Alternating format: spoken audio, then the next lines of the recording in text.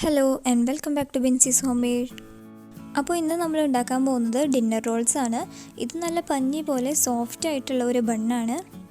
അപ്പോൾ ഞാൻ ഇന്ന് ബണ്ണ് ഉണ്ടാക്കാനായിട്ട് ഇവിടെ 1/2 കപ്പ് ചെറു ചൂടുവെള്ളമാണ് എടുത്തിരിക്കുന്നത്. ഇതിലേക്ക് ആദ്യം തന്നെ 1 ടേബിൾ സ്പൂൺ പഞ്ചസാര ചേർത്തിട്ട് അതൊന്ന് അലിയിച്ചെടുക്കണം.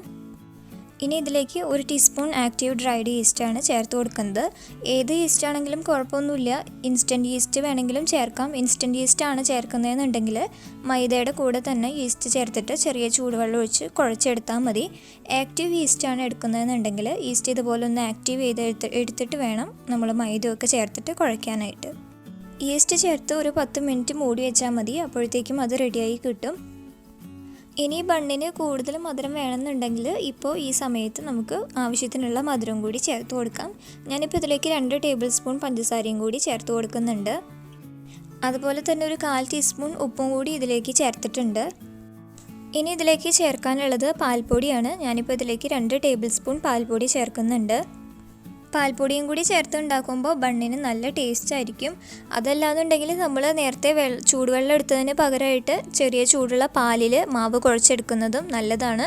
അങ്ങനെയാണെങ്കിൽ കുറച്ചും കൂടി നല്ല ടേസ്റ്റ് ആയിരിക്കും. ഇനി ഇതിലേക്ക് അളന്ന് വെച്ചിരിക്കുന്ന 1.5 കപ്പ് മൈദ ചേർത്ത് കൊടുക്കാം. പിന്നെ നമ്മളെപ്പോഴും പറയാറുള്ള പോലെ തന്നെ എല്ലാം കൂടി ഒരുമിച്ച് ചേർക്കാതെ കുറേശ്ശെയായി ചേർത്ത് കൊടുത്തിട്ട് വേണം നമ്മളിത് കുഴച്ചെടുക്കാനായിട്ട്. അതുപോലെ ഈ മാവ് കുഴച്ചെടുക്കുന്നതിൻ്റെ കൂടെ തന്നെ ഞാൻ ഇതിലേക്ക് 1 ടേബിൾ സ്പൂണോളം സൺഫ്ലവർ ഓയിലും കൂടി ചേർത്ത് കൊടുത്തിട്ടുണ്ട്. ഈ സൺഫ്ലവർ ഓയിലിന് പകരം നിങ്ങൾക്ക് വേണമെന്നുണ്ടെങ്കിൽ റൂം ടെമ്പറേച്ചറിലുള്ള ബട്ടർ വേണമെങ്കിലും യൂസ് ചെയ്യാം കേട്ടോ. ഈ മാവ് നല്ല സോഫ്റ്റായിട്ട് കുഴച്ചെടുക്കണം, ഒരുപാട് ഹാർഡായി പോകരുത്. ഈ മാവ് നല്ലപോലെ കുഴച്ചെടുത്താലേ ബണ്ണും അത്രയും തന്നെ നല്ല സോഫ്റ്റായിട്ട് ബേക്ക് ചെയ്തെടുക്കാൻ പറ്റുള്ളൂ. ഇപ്പോൾ മാവൊക്കെ ഞാൻ നല്ലപോലെ കുഴച്ചെടുത്തിട്ടുണ്ട്. ഇനി ഇതൊരു മണിക്കൂർ നേരത്തേക്ക് നമുക്കിതൊന്ന് മൂടി വെക്കണം, അപ്പോഴേക്കും മാവ് നന്നായി പൊങ്ങി വരും. പിന്നെ റൂം ടെമ്പറേച്ചറിനനുസരിച്ച് ചിലപ്പോൾ സമയം കൂടുതൽ എടുത്തുനിന്ന് വരാം, ചിലപ്പോൾ 2-3 മണിക്കൂറൊക്കെ എടുക്കും. അത്രയും സമയം ഈ മാവ് മുകൾ ഭാഗം ഉണങ്ങി പോകാതിരിക്കാൻ വേണ്ടിയിട്ടാണ് ഇതുപോലെ ഓയിൽ തേച്ച് കൊടുക്കുന്നത്.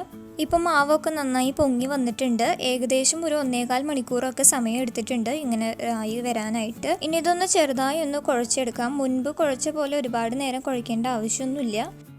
അതുപോലെ തന്നെ ബേക്ക് ചെയ്തെടുക്കാനുള്ള ട്രേയും ഞാനിവിടെ റെഡിയാക്കി വെച്ചിട്ടുണ്ട്. ഇതിൽ കുറച്ച് ഓയിൽ തേച്ചിട്ട് ബട്ടർ പേപ്പർ വെച്ച് കൊടുത്തിരിക്കുകയാണ്.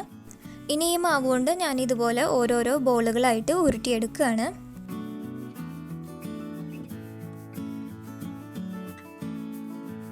അങ്ങനെ ഈ ഒരു അളവിൽ ഇതുപോലെ 6 ബോളുകൾ വരെ ഉരുട്ടിയെടുത്തിട്ടുണ്ട്. ഇനി ഇത് ബേക്ക് ചെയ്യുന്നതിന് മുൻപായിട്ട് ഒരു 1/2 മണിക്കൂർ നേരത്തേക്കും കൂടി ഒന്ന് മൂടി വയ്ക്കണം. അപ്പോഴേക്കും മാവ് ഒന്നും കൂടി ഒന്ന് പൊങ്ങി നല്ല ഷേപ്പായി കിട്ടും. ഇതാ ഇപ്പോൾ 1/2 മണിക്കൂർ കഴിഞ്ഞിട്ടുണ്ട്. ഇപ്പോൾ മാവൊക്കെ നല്ലപോലെ പൊങ്ങി വന്നിട്ടുണ്ട്. ഇനി നമുക്കിത് ബേക്ക് ചെയ്തെടുക്കാം. അപ്പോൾ ഞാൻ ബേക്ക് ചെയ്യാനായിട്ട് ഓവൻ ഓൾറെഡി പ്രീഹീറ്റ് ചെയ്ത് വെച്ചിട്ടുള്ളതാണ്. 180 ഡിഗ്രി സെൽഷ്യസിൽ 10 മിനിറ്റാണ് പ്രീഹീറ്റ് ചെയ്തിരിക്കുന്നത്. ഇനി നമ്മൾ ബേക്ക് ചെയ്യാനായിട്ട് 180 ഡിഗ്രി സെൽഷ്യസിൽ 15 മിനിറ്റാണ് സെറ്റ് ചെയ്യുന്നത്. പിന്നെ ഓരോരുത്തരുടെ ഓവൻ്റെ ടെമ്പറേച്ചറിനനുസരിച്ച് ചിലപ്പോൾ ബേക്കിംഗ് ടൈമിൽ ചെറിയ മാറ്റമൊക്കെ വരാം. ഒരു 12 മിനിറ്റൊക്കെ കഴിയുമ്പോഴത്തേക്ക് നോക്കുക, ബണ്ണിൻ്റെ മുകൾ ഭാഗമൊക്കെ ബ്രൗൺ കളർ ആയിട്ടുണ്ടെങ്കിൽ അത് ഏകദേശം റെഡി ആയിട്ടുണ്ടാവും കേട്ടോ. അങ്ങനെ ഞാൻ ബണ്ണെല്ലാം ബേക്ക് ചെയ്തെടുത്തിട്ടുണ്ട്. ഞാൻ ബേക്ക് ചെയ്ത് പുറത്തേക്ക് എടുത്ത് ഉടനെ തന്നെ അതിൻ്റെ മുകൾ ഭാഗത്ത് ബട്ടർ തേച്ച് കൊടുത്തിട്ടുണ്ടായിരുന്നു. അങ്ങനെ ചെയ്യുകയാണെന്നുണ്ടെങ്കിൽ മുകൾ ഭാഗം ഒരിക്കലും കട്ടിയായി പോവില്ല, നല്ല സോഫ്റ്റ് ആയിട്ട് തന്നെ ഇരിക്കും.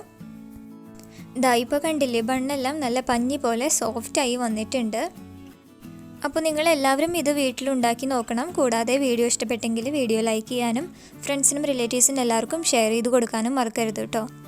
അതുപോലെ നമ്മുടെ ചാനൽ ആരെങ്കിലും സബ്സ്ക്രൈബ് ചെയ്യാനായിട്ട് വിട്ടുപോയിട്ടുണ്ടെങ്കിൽ ഒന്ന് സബ്സ്ക്രൈബ് ചെയ്തോളൂ. അപ്പോൾ നമുക്കിനി വീണ്ടും മറ്റൊരു റെസിപ്പിയുമായിട്ട് വീണ്ടും കാണാം. Thanks for watching.